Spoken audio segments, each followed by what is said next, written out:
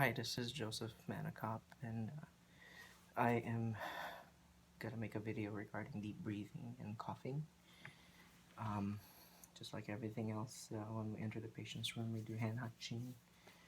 We introduce ourselves and we inform the patient or educate the patient what exactly we're going to be doing. And we're going to ask consent, of course. And as soon as the patient consents, we confirm 2 identifiers, ask the patient's name and date of birth. After that, we position the bed up a waist level or working level for us, and we position the head of the bed in either Fowlers or semi-Fowlers, get the patient comfortable, of course.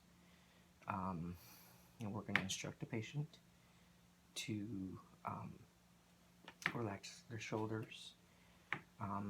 They're going to put their hands on the lower part of the rib cage, just like this, with the third finger touching each other in the middle. We're going to instruct the patient to breathe through the nose.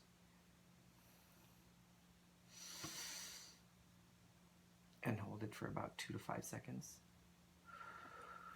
They should feel their chest rise and the abdomen go down. So we're going to do, we're going to instruct them to hold their breath to about 2 to 5 seconds and then repeat it 3 times.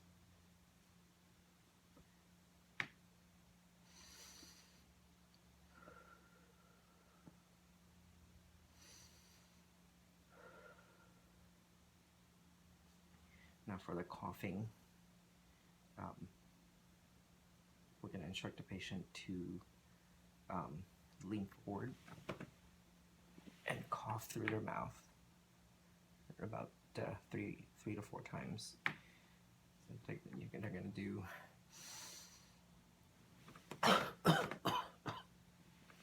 and if they cannot cough for any reason, they can just puff same amount 3 to 4 times. If the patient just had abdominal surgery, we're going to instruct them to get a pillow and put them across their abdomen just like this. Do the same exact instructions.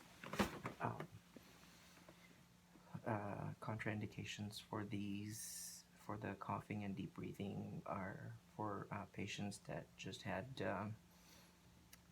nasal surgeries, or eye surgeries, or any